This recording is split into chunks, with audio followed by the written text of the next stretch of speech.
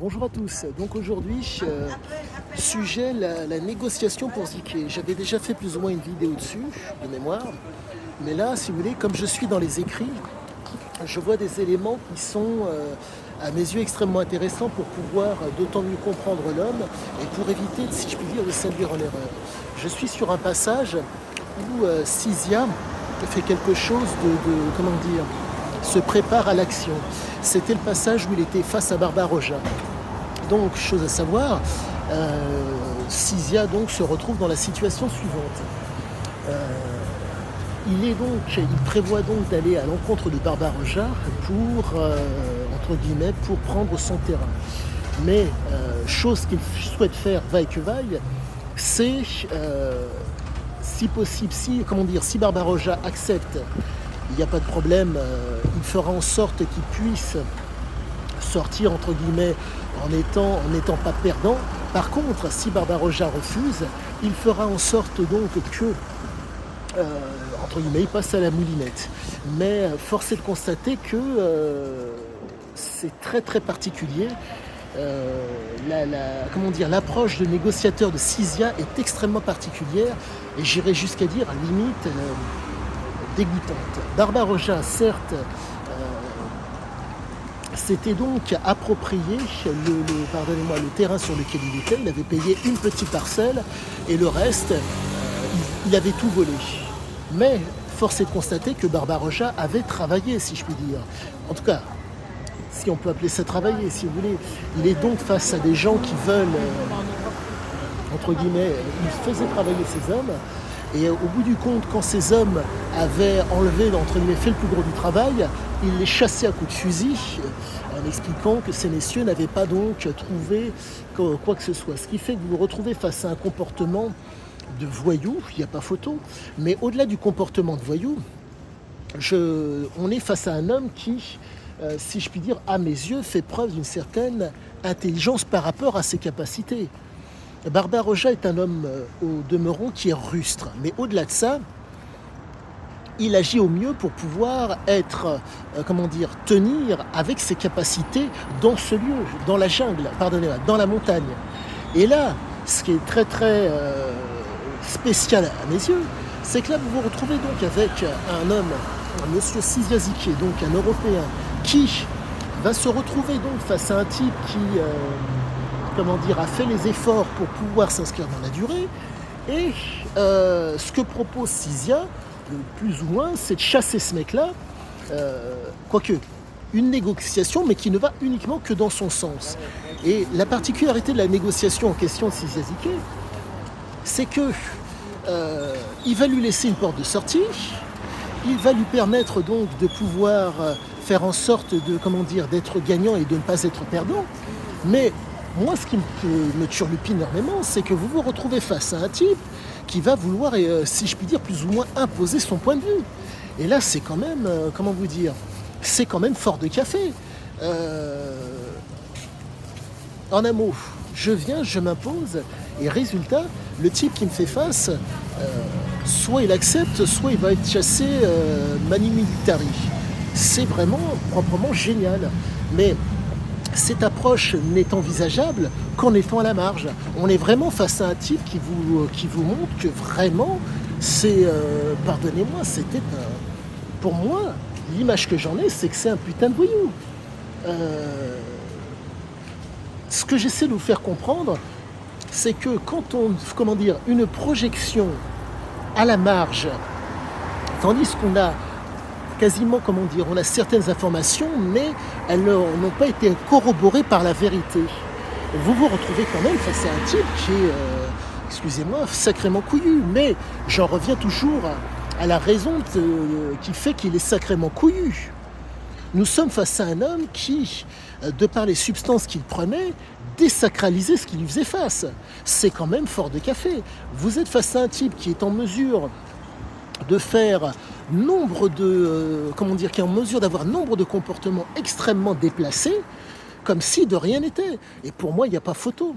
Pour pouvoir réussir, avoir un tel comportement, et c'est quand même, ce n'est pas possible s'il n'y a pas un état second au demeurant. Donc, la négociation, j'en reviens à ce que je vous disais, elle est fonction de la marge. Là où il peut, et encore, excusez-moi, chose qui est très très importante à savoir, je reprends les propos, pardonnez-moi, de monsieur Loïc Le Floch-Prigent.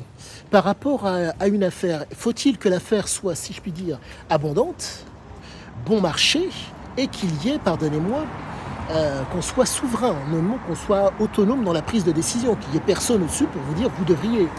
Et là, je comprends l'intérêt de Cyzia à agir de la sorte, mais quand même, entre comprendre l'intérêt à agir de la sorte et être en mesure d'agir de la sorte, waouh, il y a quand même il y a un sacré pas à passer. Et Cyzia est en mesure de le faire. Et c'est pour moi aujourd'hui, certes, il y a, comment dire, la cam, mais il y a toutes les interactions. Quand vous avez un père légionnaire de surcroît, albanais de la région des Labs, qui arrive en étant dans une perspective de voyou, quoique. Les Labs, j'en reviens constamment à la genèse, les Labs sont des gens, si je puis dire, qui sont extrêmement guerriers, de par le fait qu'ils sont, si j'ai bien compris, en montagne. Vous vous retrouvez donc avec des profils de gens qui sont autonomes et qui sont très souvent réfractaires à la dépendance. Donc vous vous retrouvez avec des gens qui, compte tenu de la rudesse de la vie qu'ils mènent, en termes d'adrénaline, il faut que ça monte énormément pour les faire réagir, compte tenu du fait que leur vie est rude. Pour faire simple, notre vie à nous actuelle est plutôt, entre guillemets, agréable. Pas besoin d'aller chasser, pas besoin d'avoir un élevage de nourriture ou de semer pour récolter. Nous allons au marché, nous allons au supermarché pour obtenir nourriture et boissons. Là, c'est complètement différent. D'où l'autonomie et d'où, si je puis dire, le besoin d'indépendance. Mais ce qui est quand même fort de café à mes yeux, c'est que, je peux comprendre qu'il y ait une filiation génétique, mais là, c'est quand même fort de café. On se retrouve vraiment, là par exemple, je comprends d'autant plus que la stimulation ne peut fonctionner que si il y a le réseau pour, transférer la fameuse, pour être sensible. On va vous stimuler, quelle que soit la manière, on vous stimule, pour peu que vous ayez les moyens vous soyez sensible à la chose. Vous allez recevoir quelque chose. Mais là, on se retrouve face à un mec. Tant qu'il n'y a pas la situation porteuse si je puis dire, d'adrénaline, donc de risque, il n'y a pas de réaction,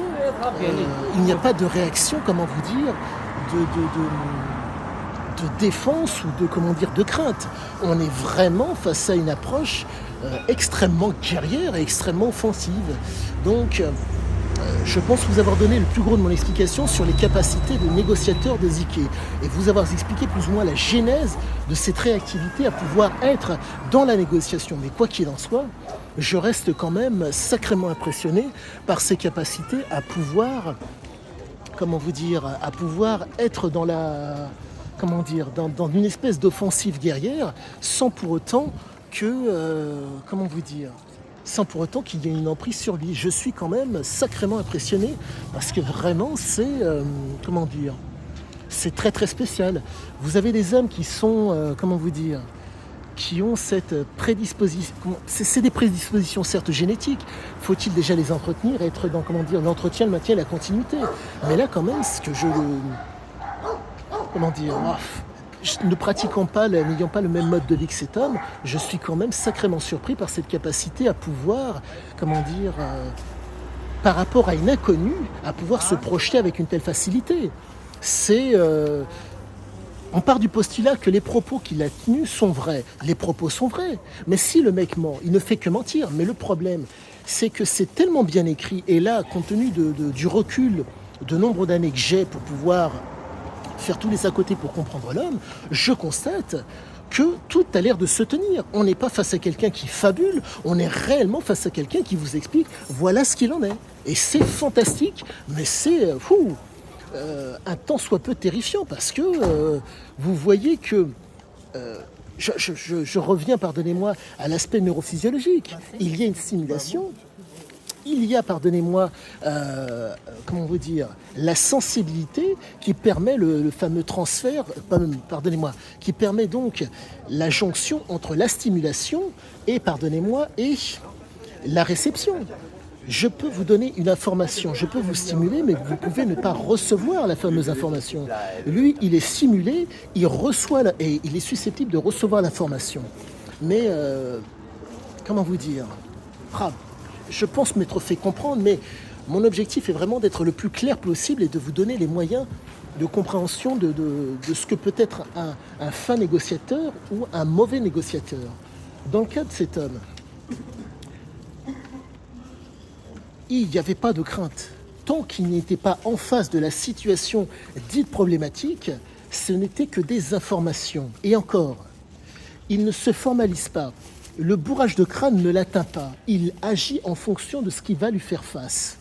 Et c'est pour ça qu'il, comment dire, il a réussi à mener à bien nombre de ses aventures. Oh, pardonnez-moi, monsieur. Et j'en suis, comment dire, c'est impressionnant. Quoi qu'il en soit, je vous dis à tous à bientôt et à une prochaine.